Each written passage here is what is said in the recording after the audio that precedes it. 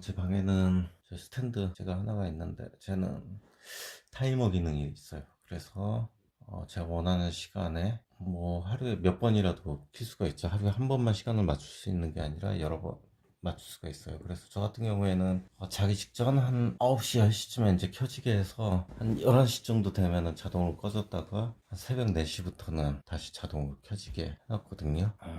그래서 일단은 불빛이 먼저 절 깨우고, 제가 3년쯤 전에 지은 집인데요. 이 집은 여기가 안방인데 지금 딱 보이나요? 침대, 트, 붙박이장. 지을 때부터 저희 집은 그냥 방은 잠만 자게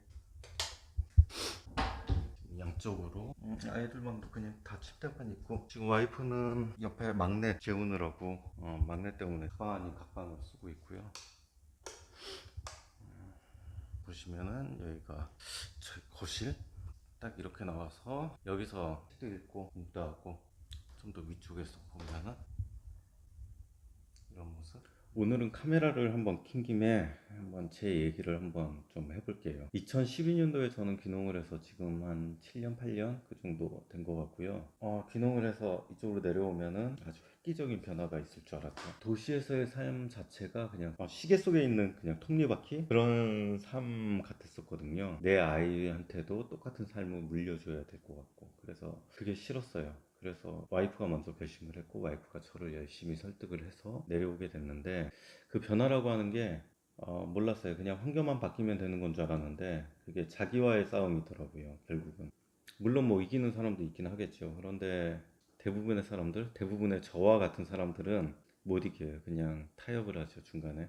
처음에 이긴 것 같은데 지속 가능하지도 않고, 짧으면 며칠, 길면은 뭐 몇 주 정도 하다가 그냥 타협을 하게 되더라고요. 그런데 저한테는 좀 되게 유리한 점이 있었죠. 농부잖아요. 새로 직업을 바꾼 게 농부잖아요. 농부가 이게 몰랐었는데, 이거는 의도하지 않았었는데 굉장히 좀 유리하더라고요. 자기와의 싸움에서 자기 성찰, 자기와의 대화, 자아, 그런 걸 막 이끌어낼 수 있는 거, 그런 게 다른 직군에 비해서 아마 굉장히 좀 유리할 거라고 생각이 들어요. 그래서 뭐 농업 쪽 보면은 치유 농업이라고 하는 것도 있거든요. 그 정신적으로 이제 좀 힘든 부분을 좀 치료할 수 있는, 뭐 유럽에서는 좀 굉장히 좀 잘 돼 있고, 특히 이제 독일 같은 경우에는 의료보험이 될 만큼 좀 효과가 있다고 그래요. 우리나라 여기 1호 치유농업 1호가 여기 홍성에 있어요. 바로 저희 동네에 같이 있고, 농사라고 하는 것 자체가 아무튼 굉장히 좀 유리해요. 뭐 수확을 한다거나 아니면 뭐 심는다거나 그런 작업은 그래도 좀 이제 생각을 하면서 해야 되긴 하지만, 가장 많은 일, 특히 이제 유기농업 같은 경우에는 가장 많이 할애를 해야 하는 일이 풀을 뽑는 거, 잡초를 뽑는 작업이거든요. 그런데 그거 자체는 크게 아무 생각 없이 할 수가 있어요. 아무 생각 없이. 그게 굉장히 중요해요. 무념무상으로 일을 할 수 있다라는 뜻이거든요. 그렇게 막 일을 하면은 육체의 한계가 와요. 그런데 이게 생각을 하면서 일을 하는 게 아니기 때문에, 그냥 아무 생각 없이 하는 거기 때문에 육체의 한계가 와도 계속 일을 하게 돼요. 땀은 막 비 오듯 떨어지고, 이러다 죽는 거 아니야? 막 그런 생각도 들고, 드디어 오늘 난 쓰러질 수도 있겠다, 이제 그런 생각이 들죠. 보통 이제 그 선에서 보통 일을 멈추는데, 제가 하루는 그거를 넘어서, 그러니까 임계점이라고 하죠. 그거를 넘어서 육체의 한계를, 제가 생각하는 그 육체의 한계를 넘어서 일을 했던 날이 있었어요. 마약은 한 번도 안 해봤는데 마약을 한 것처럼 굉장히 뭔가 그런 게가, 아무튼 굉장히 기분 좋은 느낌.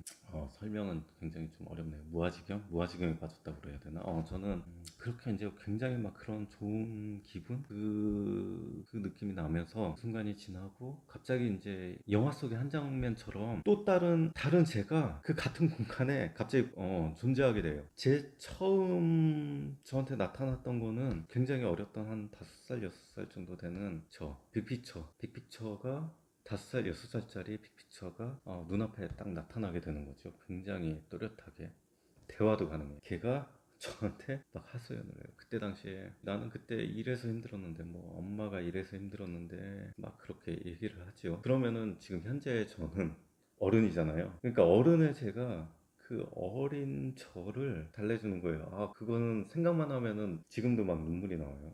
아무튼 막 그렇게 막 달래주는 거죠. 제가 저를 막 달래주는 거예요. 근데 굉장히 또렷하고, 제가 그 공간에 같이 있게 되고, 막 그렇게 얘기하다 보면은 달래주는데 제 자신이 굉장히 불쌍하죠. 그 어린애가 얼마나 힘들었을까 그때 당시에. 막 눈물이 펑펑 나요. 그러니까 농사 짓다 말고 갑자기 홈이 내려놓고 막 펑펑펑펑 우는 거지. 나중에 뭐 책에서 이제 그걸 찾아보니까 그게 자아치유, 뭐 영혼치유, 뭐 그런 표현으로 하더라고요.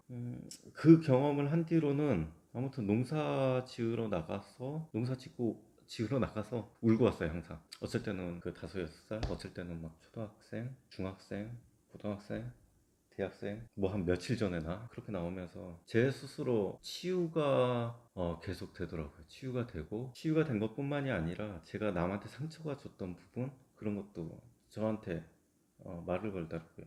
너 그때 당시에 왜 그렇게 했니? 왜 걔한테 왜 그렇게 했니? 저를 막 비난을 해요. 그러면은 오히려 반대로 돼서 제가 막 걔한테 미안하다고 막 그렇게 얘기를 하죠.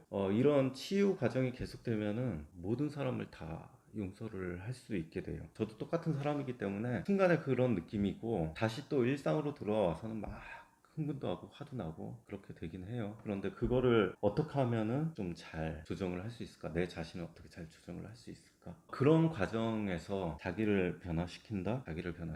좀 많이 바뀌었어요. 다른 사람들이랑 좀 생각이 좀 저는 많이 다르게 갔던 것 같아요. 많이. 자기를 변화시키는 것 자체가 좀 다른 사람들이랑 좀 많이 다르게 했었던 것 같아요.